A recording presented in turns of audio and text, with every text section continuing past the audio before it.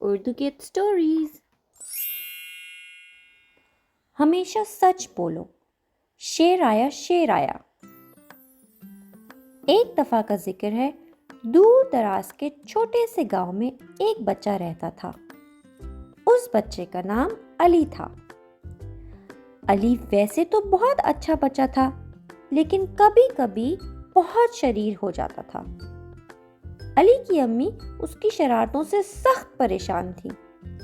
اس کو دوسروں کے ساتھ مذاق کرنے میں بہت مزہ آتا تھا اور وہ اکثر گاؤں والوں کو تنگ کرتا تھا اور وہ پھر علی کی امی سے اس کی شکایت لگاتے تھے. ایک دن علی کو نئی شرارت سوچی. اس نے سوچا کیوں نہ گاؤں والوں کو رات کے وقت ڈرایا جائے. جب سب سو جائیں گے تو ان کو ڈرا کے اٹھانے میں کتنا مزہ آئے گا. یہ سوچ کے علی دل میں ہنستا رہا اور رات کے آنے کا بے صبری سے انتظار کرنے لگا. جیسے ہی رات ہوئی اور اس کو لگا کہ سب گاؤں والے سو گئے ہیں، وہ دبے پاؤں گھر سے باہر نکلا اور بیچ چوراہے میں کھڑے ہو کے زور زور سے چلانے لگا، بچاؤ بچاؤ، شیر شیر. چلانے کے فوراً بعد علی درخت کے پیچھے چھپ گیا اور گاؤں والوں کا انتظار کرنے لگا. کچھ وقت ہی گزرا تھا کہ سارے گاؤں والے باہر آ گئے اور پریشانی میں اس آواز کو ڈھونڈنے لگے. کسی نے پوچھا، کہاں ہے شیر؟ وہ بچہ کدھر ہے جو سب کو بلا رہا تھا؟ لیکن کسی کے پاس بھی اس بات کا جواب نہیں تھا. علی یہ سب منظر دیکھ کے خوب خوش ہوا اور چپکے سے اپنی امی کے ساتھ واپس گھر چلا گیا. چند دن تک تو علی نے کوئی شرارت نہیں کی، لیکن وہ بار بار اس رات کے بارے میں سوچ کر اپنی شرارت پہ بہت فخر محسوس کرتا. ایک رات جب سب گہری نیند سو رہے تھے تو علی نے سوچا کیوں نہ میں پھر سے وہی شرارت کروں.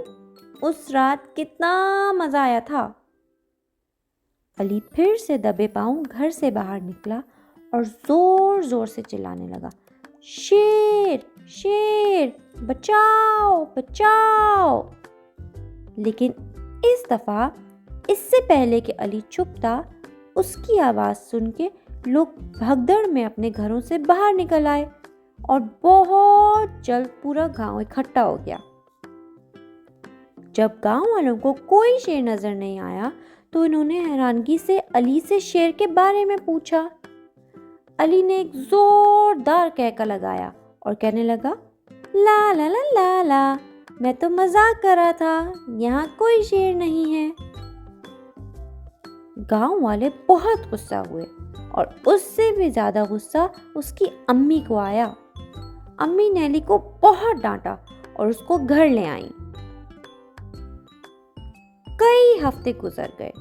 علی روز اٹھتا، اسکول جاتا، گھر کے کاموں میں اپنی امی کا ہاتھ بٹاتا اور سو جاتا.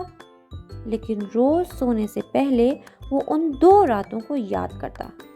ایک دن علی سے رہا نہیں گیا اور اس نے سوچا ایک آخری بار گاؤں والوں کے ساتھ وہی شرارت کرتا ہوں. کیا ہو جائے گا؟ امی تھوڑا سا ڈانٹیں گی یا ناراض ہو جائیں گی. کوئی بات نہیں، میں ان کو منا لوں گا. علی چپکے سے گھر سے باہر نکلا اور اس نے وہی راستہ لیا. ادھر جیسے ہی اس نے آواز نکالنے کے لیے منہ کھولا، ایک زوردار دھاڑ سنائی دی. علی کانپنے لگا اور اس نے پلٹ کے دیکھا تو وہاں واقعی میں شیر تھا.